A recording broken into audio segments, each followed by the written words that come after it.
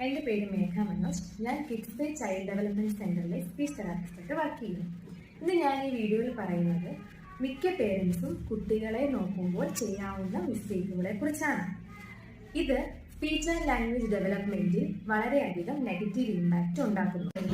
Ignoring early symptoms, അതായത് കുട്ടികളുടെ developmental പീരീഡിൽ ഒരു ചെറിയ ഡിലേ അല്ലെങ്കിൽ അറ്റൻഷൻ ഇല്ലാതെ ഇരിക്കുക, നെയിം കോൾ റെസ്പോൺസ് ഇല്ലാതെ ഇരിക്കുക, മറ്റുള്ള കുട്ടികളുമായി അധികം കളിക്കാതെ ഇരിക്കുക, ഇങ്ങനെയുള്ള കാര്യങ്ങൾ കാണുമ്പോൾ പേരൻസ് അത് അവോയ്ഡ് ചെയ്യാതെ ഒരു ഡോക്ടറിനെ കൺസൾട്ട് ചെയ്യാവുന്നതാണ്.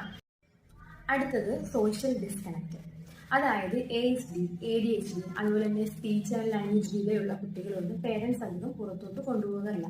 ഒരു പക്ഷേ കുട്ടികൾ എങ്ങനെ ബിഹേവ് ചെയ്യും എന്ന് കരുതിയായിരിക്കും പേരൻസ് കൊണ്ടുപോകാത്തത്.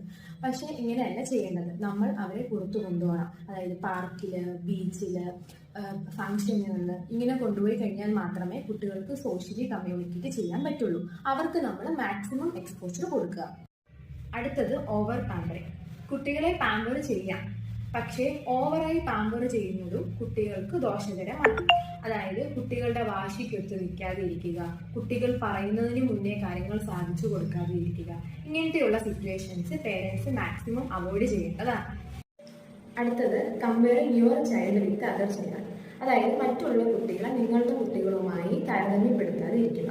ചില പേരൻസ് പറയാറുണ്ട്, നിന്റെ കുട്ടി ഇത്രയും സംസാരിക്കും, പക്ഷെ എൻ്റെ കുട്ടി ഇത്രയും നാളായിട്ടും സംസാരിക്കാറില്ല, നിന്റെ കുട്ടി അത് ചെയ്യും, പക്ഷെ എൻ്റെ കുട്ടി അങ്ങനെ ചെയ്യാറില്ല. സോ ഇങ്ങനെയുള്ള കോൺവെർസേഷൻസ് മാക്സിമം ഒഴിവാക്കേണ്ടതാണ്. Giving negative commands instruction to child, അതായത് എപ്പോഴും നെഗറ്റീവായിട്ടുള്ള കമാൻഡ്സ് കുട്ടികൾക്ക് കൊടുക്കാതെ ഇരിക്കുക.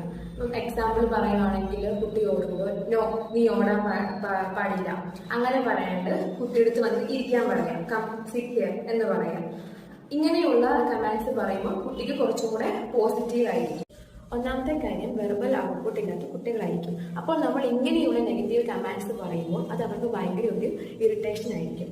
സോ ഇങ്ങനെയുള്ള കമാൻഡ്സ് ഒക്കെ നിങ്ങൾ ഒഴിവാക്കേണ്ടതാണ്. അടുത്തത്, trying to fix your child like a machine, അതായത് കുട്ടികളെ നിങ്ങളൊരു മെഷീനായി കാണാതെ ഇരിക്കുക.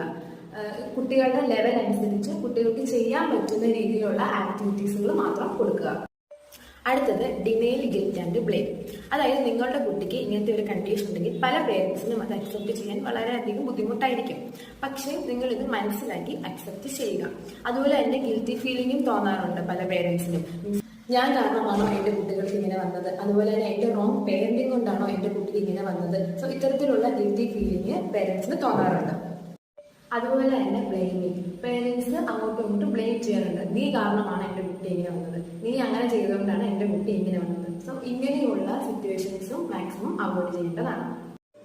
സോ ഇത്തരത്തിലുള്ള മിസ്റ്റേക്കുകൾ പേരൻസ് ഇനിയും ആവർത്തിക്കാതെ ഇരിക്കുക. എല്ലാവർക്കും എൻ്റെ ഈ വീഡിയോ ഇഷ്ടപ്പെട്ടു എന്ന് വിചാരിക്കുന്നു. Thank you.